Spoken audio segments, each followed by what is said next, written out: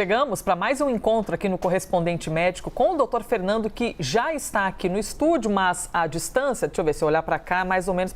Bom, é o mesmo sentido que está o Dr. Fernando aqui no estúdio. Posso até fingir que nós estamos nos olhando aqui pelo telão, Dr. Fernando. E aí, tudo bem? Tudo ótimo, e você? Muito bem. Sextou nas nossas vidas, hein, doutor? É isso aí, vamos falar de saúde, né, Elisa? Pra já, e sempre contando com a sua participação, viu? Hashtag Correspondente Médico. Vai lá no Twitter, você pode deixar sua dúvida, sua pergunta e participar aqui com a gente. Nós começamos falando sobre o coração partido. Aí quando alguém ouve coração partido, pensa, claro, eu já sofri num relacionamento, eu sei o que é ter um coração partido, só que não é esse coração partido não, viu, gente? É um coração partido diferente. É no sentido literal, existe uma síndrome com esse nome. A palavra técnica é cardiomiopatia por estresse. Segundo o Hospital do Coração, a maior incidência dessa síndrome é em mulheres que estejam ali por volta dos 40 anos, mas pode acontecer com qualquer pessoa. Doutor Fernando, síndrome do coração partido, o que é isso exatamente que faz a gente pensar que é uma sofrência pós-relacionamento?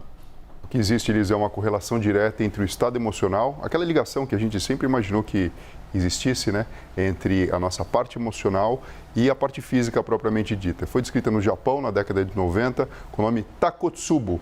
Basicamente o que acontece é, na verdade, uma alteração do funcionamento do coração de uma maneira temporária e transitória, mas trazendo sintomas preocupantes devido a essa descarga de adrenalina que as emoções mais fortes ou estresse intenso pode acarretar. Doutor, mas a gente está falando então de uma condição, por exemplo, um susto emocional que a pessoa teve, algo muito intenso e que afeta diretamente o coração? Exatamente. Então o que a gente sabe, né, é uma situação transitória de disfunção do coração. O coração tem 4 câmaras, 2 átrios, 2 ventrículos e principalmente o ventrículo esquerdo, que é aquele responsável por bombear o sangue para todo o corpo, ele pode apresentar uma disfunção temporária em relação a isso. E os sintomas acabam sendo esses, Elisa: sudorese, dor no peito, falta de ar, muitas vezes vem uma sensação de desconforto e a prevenção muitas vezes parece simples de prescrever aqui e de falar, mas difícil de fazer. Evitar o estresse emocional. Então, temporariamente, o músculo cardíaco, que a gente chama de miocárdio, ele apresenta uma disfunção. E, na verdade, todos esses sintomas podem aparecer como se, por exemplo, a pessoa estivesse tendo um infarto agudo do miocárdio, uma arritmia ou algum mal súbito. E, na verdade, isso aqui acaba sendo transitório.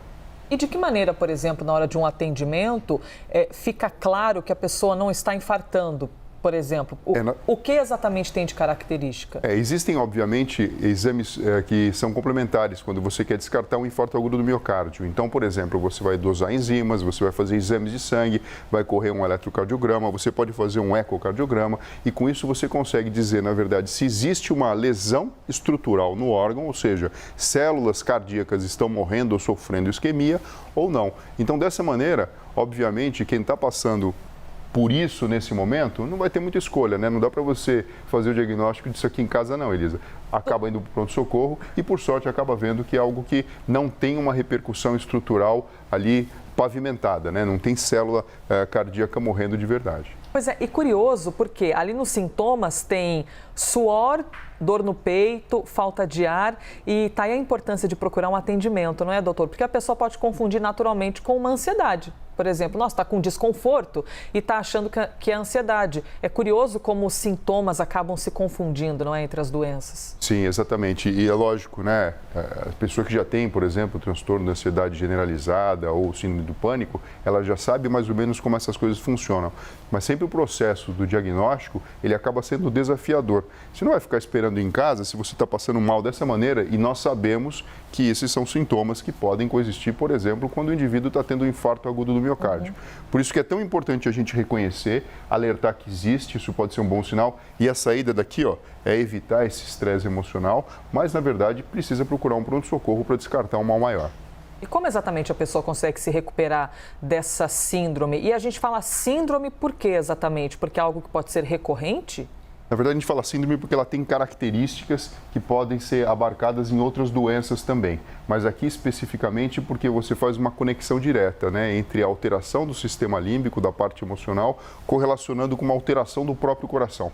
Então, o mais importante, Elisa, é a pessoa entender que isso aqui existe, gerenciar estresse, isso faz bem para vários aspectos da vida, mas para quem tem essa síndrome e tem esse tipo de problema, é fundamental.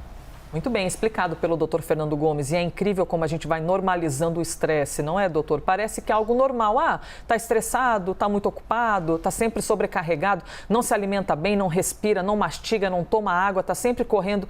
É impressionante como atualmente a gente tem normalizado essa condição de estresse, né? Como se fosse, tudo bem, em novos tempos a gente tem de viver assim. Mas é importante de vez em quando parar, não é, doutor? Sim, se a gente não para, o próprio corpo acaba mandando sinais, né? Sim. E a recuperação disso, Elisa, muitas vezes com medidas de suporte, observação clínica, o tempo passa, esse nível de adrenalina ele se normaliza e as próprias fibras musculares do coração entram num trabalho normal como anteriormente. Então é algo que vai passar de uma forma transitória, mas que necessita de um apoio durante aquele período até que a recuperação aconteça. Hashtag correspondente médico, participe, hein? Eu tô aqui, com o meu Twitter aberto e tem pergunta chegando já sobre essa síndrome. Já vou trazer mais aqui para o Dr. Fernando Gomes, porque agora eu vou trazer o próximo assunto. A família do ator norte-americano Bob Saget, famoso aqui no Brasil por fazer parte da série 3 é Demais, divulgou um motivo da morte do artista. Foi um traumatismo craniano.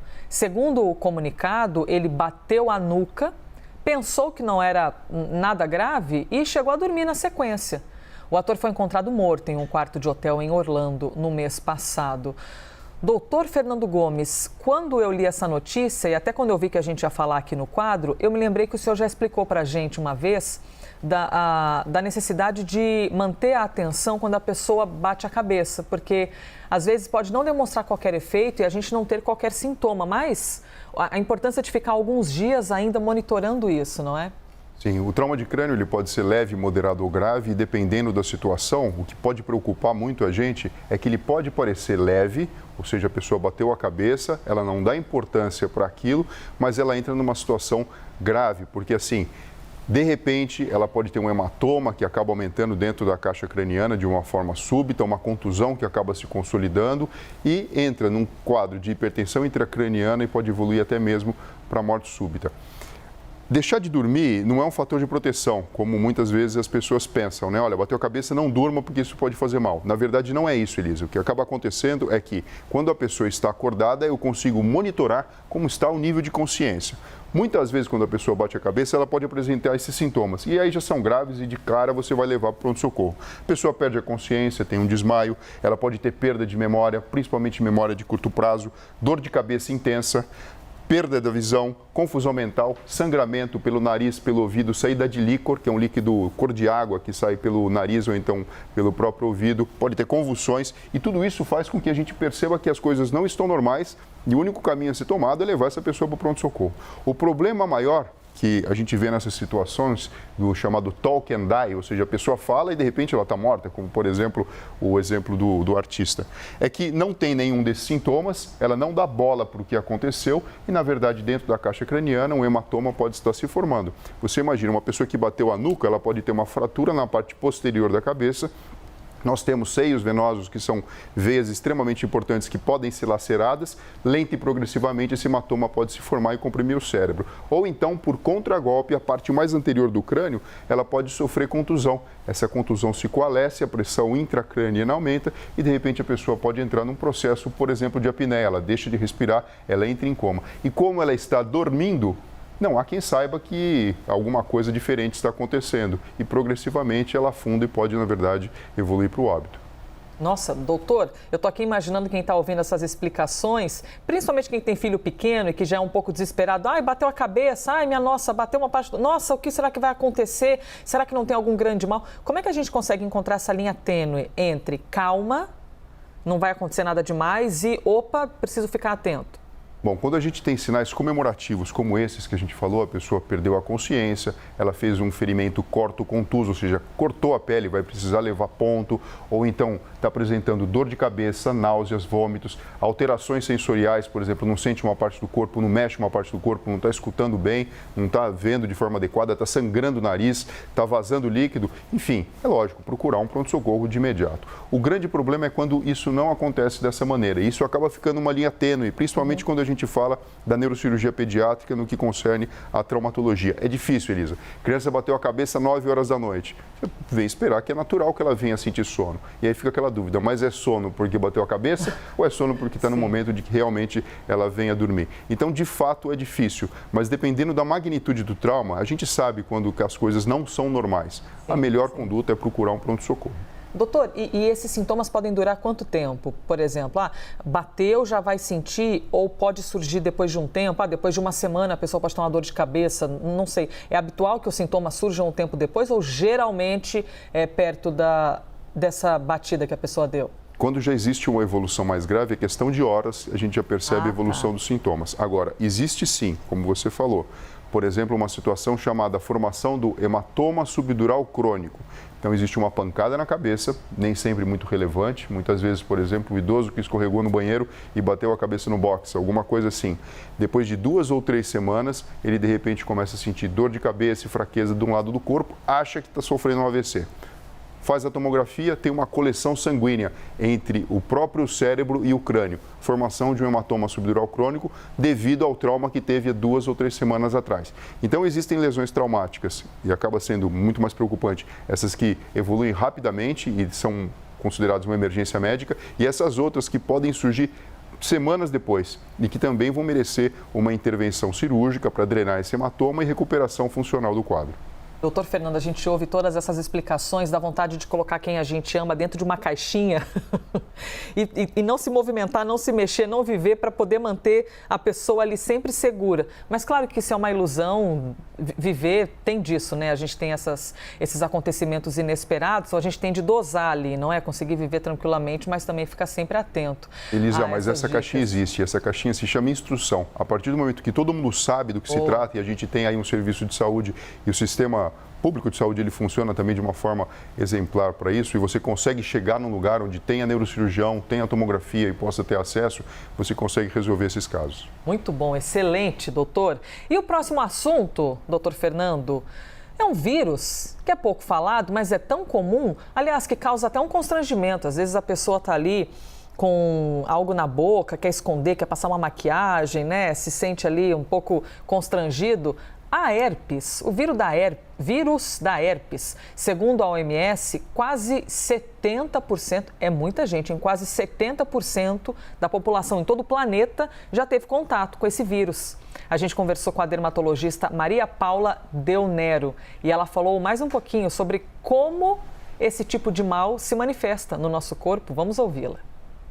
O herpes simples é uma doença causada pelo herpes vírus tipo 1 ou pelo herpes simples tipo 2. O herpes simples tipo 1 é o que causa as pequenas bolhas e vesículas na região dos lábios e na região da face. E o herpes vírus tipo 2 é o que causa as lesões na região genital. O herpes simples tipo 1 da região da boca é transmitido através do beijo ou de bebida compartilhada. E o herpes tipo 2 da região genital é transmitido através do contato sexual. Doutor Fernando, quando a gente é criança, a gente ouve que beijo na boca passa sapinho, né?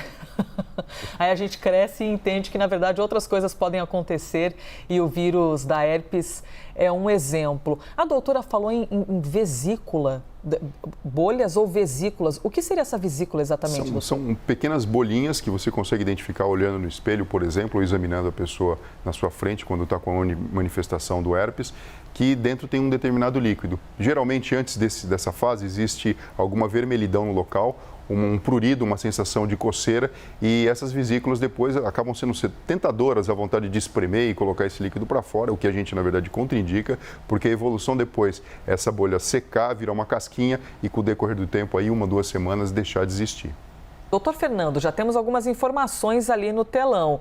De que maneira pode ser transmitido, reiterando ainda mais o que a doutora falou, que quando a gente fala de herpes, para muitas pessoas é um assunto desconhecido, mas existem 2 tipos de herpes, não é? E transmitidos de maneiras diferentes. Herpes vírus existem mais, Elisa, mas desse que a gente está falando, tipo 1 e 2, que tem essa característica, são realmente esses 2. O tipo 1, que está relacionado com essa região bucal, labial, são pequenas úlceras que podem aparecer na região perioral, perto da boca, na região dos lábios, e geralmente a transmissão acontece devido à própria saliva que é compartilhada de uma pessoa com a outra, através do beijo, através do compartilhamento de talher, de copo d'água e assim sucessivamente. Acredita-se que a maior parte do primeiro contato aconteça na infância mesmo. Só que esse é um vírus neurotrópico, ele fica dentro do nervo e de repente, quando você tem alguma situação diferente que acaba representando uma facilidade para o vírus se manifestar, a doença então fica clinicamente visível. Como, por exemplo, tomar muito sol, ter um estresse muito grande e assim sucessivamente, cutucar a boca e assim vai. Do ponto de vista do herpes genital, que é o tipo 2, ele geralmente também apresenta-se como bolhas ou pequenas úlceras, que são feridas que ficam escarificadas e você vê uma certa vermelhidão. Eles têm como via de transmissão o contato sexual e se caracteriza pela presença dessas feridas.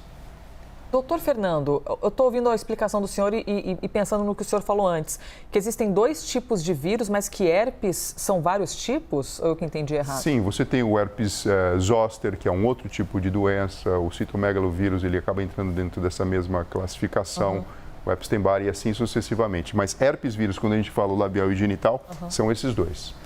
E tratamento, doutor? O que a pessoa tem de fazer? Percebeu que tem algo diferente ali, uma bolha e tal, uma feridinha. O que faz exatamente? Bom, se a pessoa está tendo contato com essa situação pela primeira vez, minha orientação é vamos procurar um dermatologista para pegar orientações, porque esse é um probleminha que vai te acompanhar durante a vida toda. Mas quando surge a vesícula, a primeira coisa a se fazer é tomar cuidado local com a higiene, evitar ficar coçando, ficar espremendo ou passando qualquer produto. Existem pomadas e inclusive comprimidos com antivirais que ajudam a encurtar o período da própria manifestação clínica da doença. E é um momento, na verdade, que você tem que tomar cuidado, né? Porque até mesmo você tem uma porta de entrada para infecções secundárias, por exemplo, uma infecção bacteriana por cima e assim sucessivamente. Por isso que é tão importante a gente reconhecer e que tem herpes, sabe, na verdade, exatamente quando ela vai se manifestar, já tem aquela sensação diferente e a forma apropriada de tratar é essa. Higiene e a utilização de medicamentos, quer seja creme, pomada ou então comprimidos para abreviar a manifestação clínica, Elisa. É incrível como a gente vai aprendendo aqui nesse quadro. E informação é prevenção sempre, não é, doutor? Se eu tenho a informação de que determinados sintomas podem significar esse vírus, eu já sei que eu preciso procurar um médico, que eu já preciso ficar mais atento. Muito bom a gente poder ter esse papo diário aqui na CNN Brasil. Doutor Fernando, obrigada, viu? Obrigado a você, Elisa. Pessoal, se cuidem e até breve. Este foi mais um Correspondente Médico.